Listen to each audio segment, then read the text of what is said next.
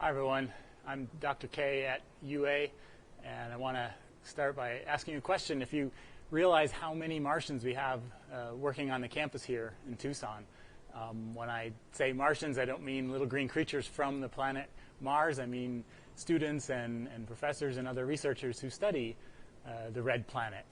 We have a long history in the Lunar and Planetary Lab of studying the planet Mars, both from Earth using telescopes, from orbiting spacecraft going around the planet Mars, and from landers on the surface of Mars, and even from rovers driving along the surface.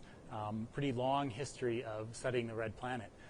So it might be something that if you're interested in astronomy and planetary science, that's an area that you have a lot of opportunities to get into. You could become a Martian yourself here on the campus. I'm coming to you today outside the Kuiper Space Science Building in our rather remarkable Mars garden. This is a former research area. It was built about 25 years ago to test instruments that were designed to study the geology of Mars from the surface, so instruments that later were sent to Mars on the Pathfinder rover mission. So the students in the program back then, the students and the researchers, collected rocks from all over the world that had a geology distinctive enough that we think it would help us understand the rocks we were going to find on the planet Mars. So 25 years ago, the Mars garden is used to develop the techniques and the practices and the instruments that would go to Mars. But today, it's no longer used for research. It's more of a historical science site, and it's a kind of a quiet place to come and contemplate the universe, so to speak.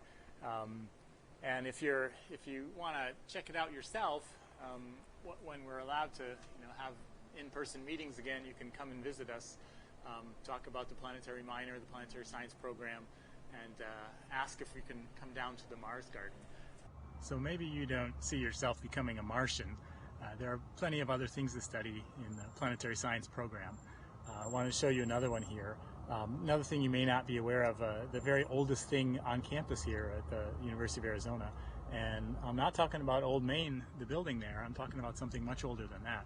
It's right here in front of the Flandreau Science Center. The oldest thing on campus. It's a meteorite, 4.5 billion years old. So quite a bit older than any of the buildings on campus here, and older than the entire planet Earth, actually. So you can come and touch this, and in the Planetary Science Program you can actually study meteorites and the asteroids that they come from in space. You can take several different courses about asteroids and planet formation. These are leftover materials from the time when the planets formed, and the asteroids and the comets that are around from then. You also get a chance to hold actual pieces of the asteroids, not just touch them, but hold a variety of them in your hand and study them with the instruments that we use in the lab to study these samples. The last thing I want to show you is also involves touch, and how to use touch to explore the solar system. And to do that, we have to go inside.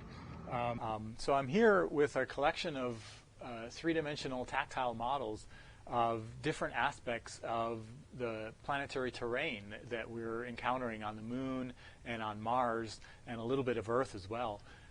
And what we've done is we've used these tactile models to develop a program to help teach astronomy, planetary science, to students who are blind or visually impaired. So it allows them to explore by touch what you and I might explore by sight, right? Planetary science and astronomy, they're very visual fields, intensely visual fields, and are oftentimes closed off to people who have visual impairments. And so this is a way for us to open up for more exploration of using a tactile nature of that. So let me explain a little bit about how it works. We take data from orbiting spacecraft that are returning information about the topography of a planet, so the elevation profile of features on the surface of the planet. And using that data and 3D printing technology, we produce prototype models of various places. So, for example, we have this model. This is the far side of the Moon. All right, so an entire hemisphere of the moon, and it's rendered tactily. So a student can explore the heavily cratered highlands on the far side of the moon, explore these kind of complex craters that we're finding on the far side of the moon, and learn a little bit more about the moon from that process. And then we can explore more closely details of that. So here is a model of the crater Tycho on the moon. It has that large central peak, central mountain in there. And you and I can see that with our eye with the right kind of illumination from even telescopic views. And this allows a student to explore that crater and the details of that crater by touch instead.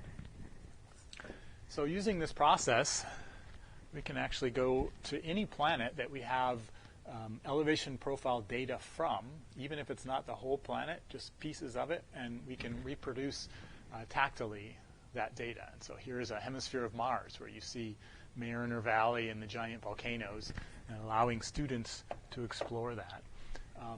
The other thing that we can do with this technology is produce models of spacecraft. So here we have 4 models, the Curiosity rover and Spirit, the solar-powered rover, both on Mars. And these are fully assembled, and the students in our program get the components of the spacecraft, and by touch they assemble the spacecraft, the different parts of it. So solar panels for power, the radio antenna. Here's one of my more favorite ones. This is the high-rise telescope on the Mars Reconnaissance Orbiter. So they have to put that together, and then they have to put it onto the spacecraft, and then explore a little bit more about it.